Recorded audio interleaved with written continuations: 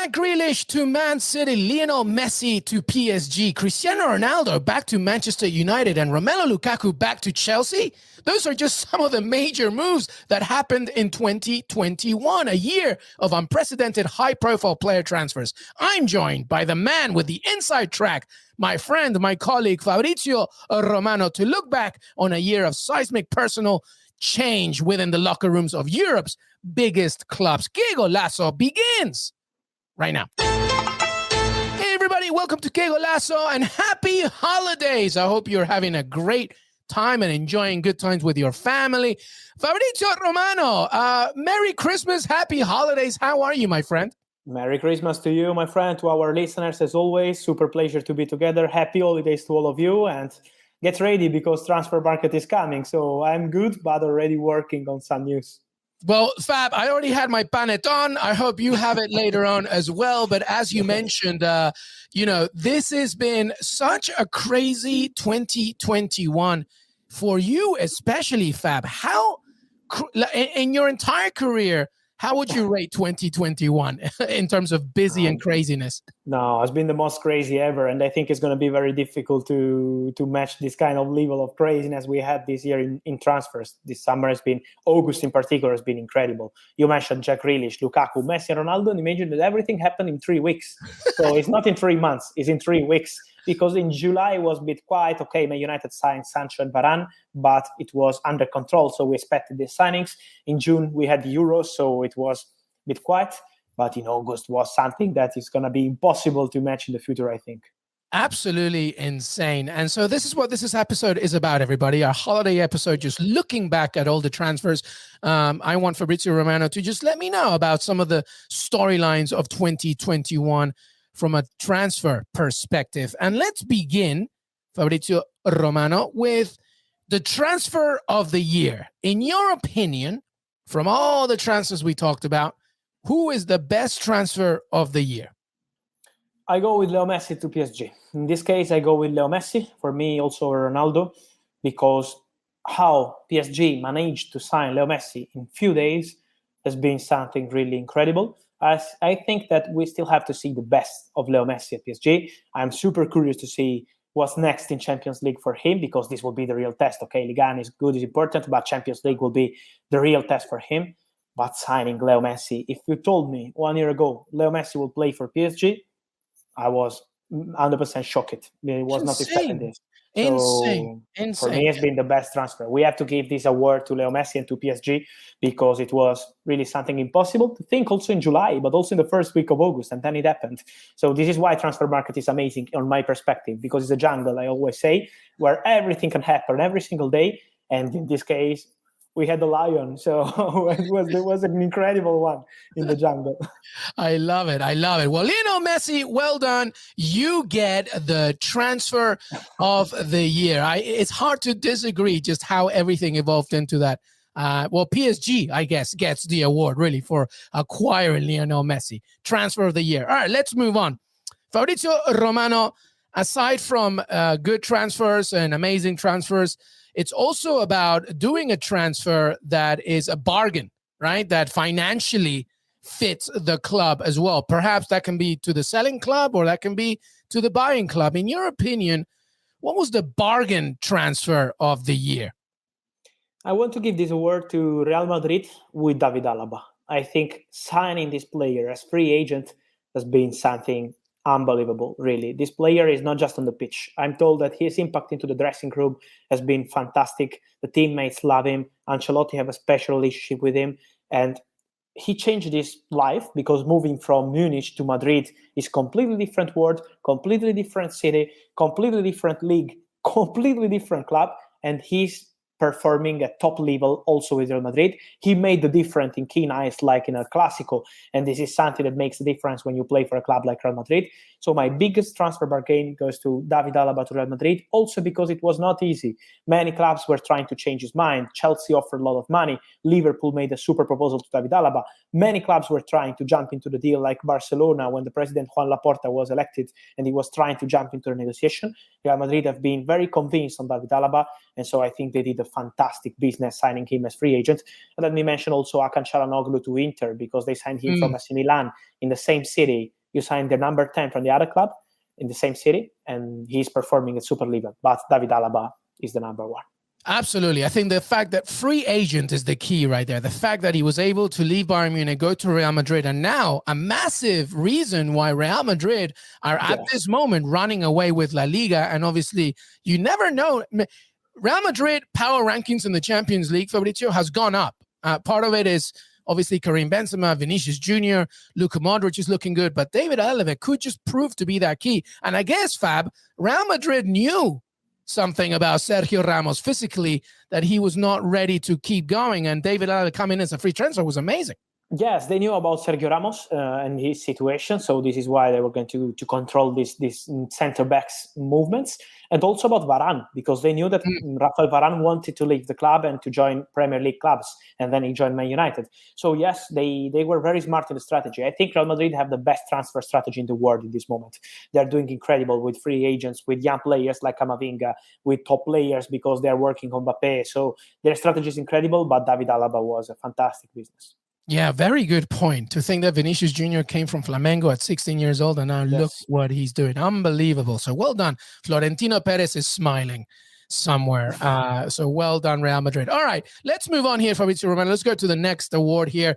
How about under the radar acquisition of the year? So perhaps a player that, wow, what an acquisition, what a way to for a club to attain this player, but nobody's really talking about it as much. Who would that be, in your opinion, an under-the-radar transfer of the year? In this case, I go with a player I really like, and he's doing very well for his club, but his club is not doing at top level, so this is why maybe the rumors are not so high around him, and this Martin Ødegaard to Arsenal, because I think he's a huge, huge talent. And signing this boy from Real Madrid on a permanent move, because it's a permanent move, it's not a loan. They did an interesting loan last year, but then being able to wait, because Arsenal were waiting and waiting for August at the right moment to sign him on a permanent move, to convince the player with no Champions League football, with no Europa League football, was very complicated for Arsenal. But then at the end, when they did it, I think has been very key move for Arsenal's future. So I know that right now is not an easy period for Arsenal. It's not an easy season. They will need time to be back at top level, to fight, to win some important competition.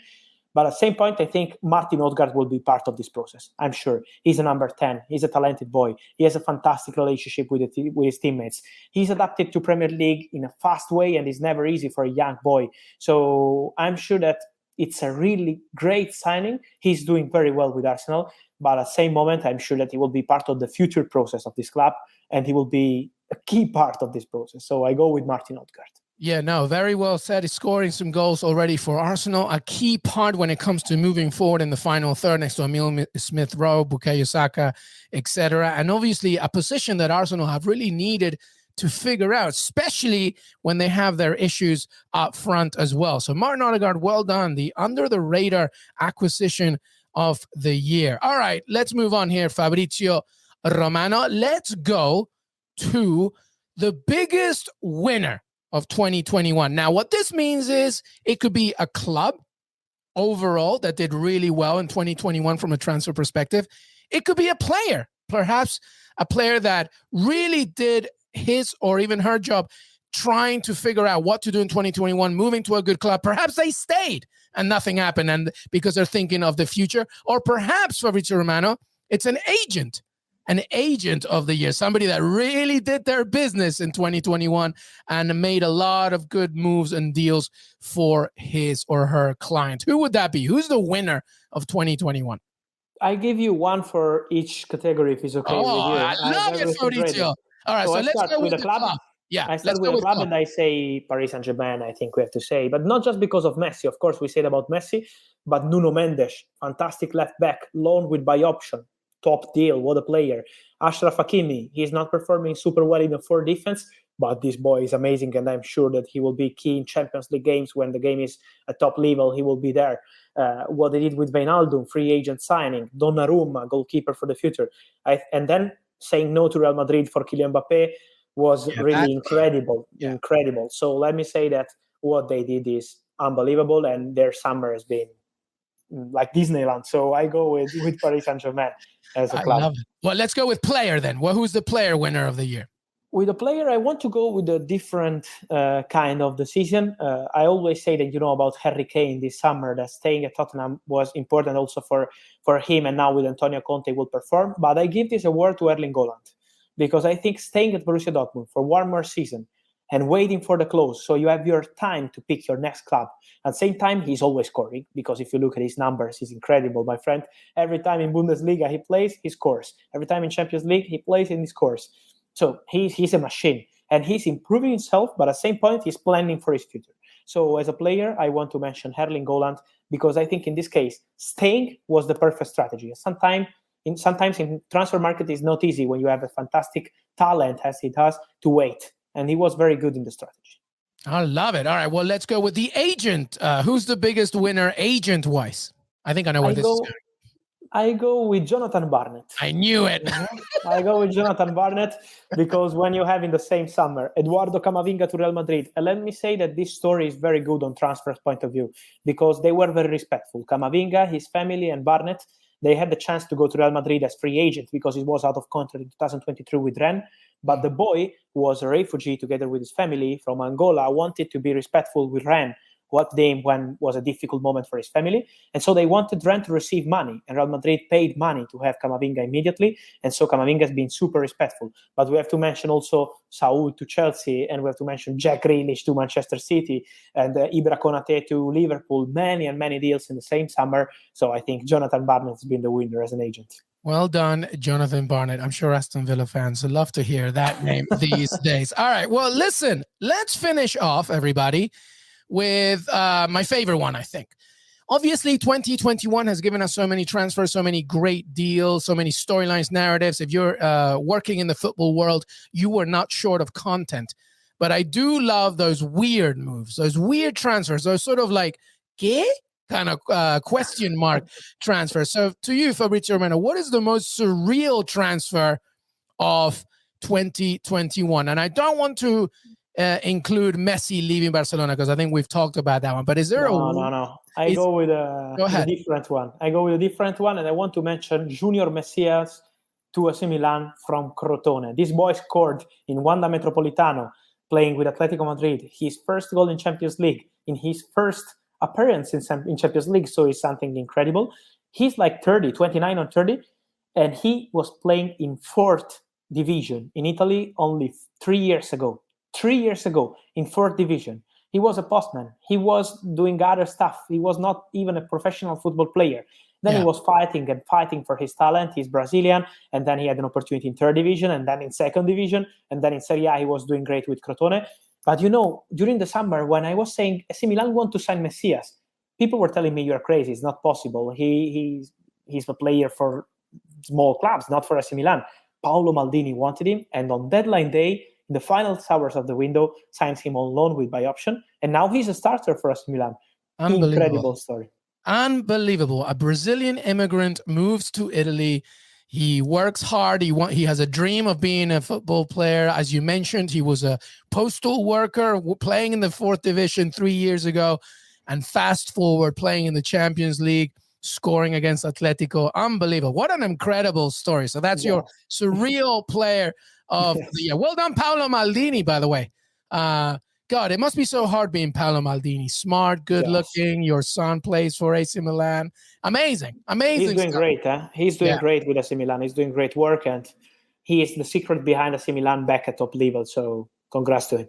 Here. Well, that was it. That was our award show for Transfer Stories 2021.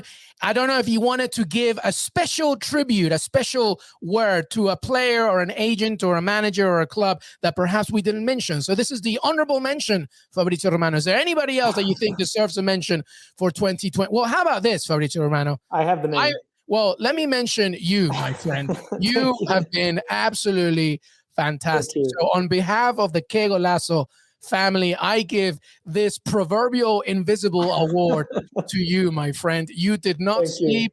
You worked your butt off every single day. The amount of times, if I could show you, everybody, the WhatsApp messages that me and Fabrizio Romano have throughout the summer, you will not believe it. But Fabrizio Romano, well done on such an amazing year, such a hardworking and such an amazing. People don't know this about Fabrizio. He is the nicest, most humble, hardworking, friendliest person. So Fab, well done. This award goes to you, my friend. Thank you. Better than Ballon d'Or for me. So thank you. Thank you. I really love it. Thank you. Really. All you need to do now is send me Gianluca Lapadula to Aston Villa, and we'll be. I will do it. I will do my best on Football Manager. I will do my best. I love it. Thank you, my friend. Give me your honorable mention then. You had a name? I have to do it. Dusan Vlahovic, my boy.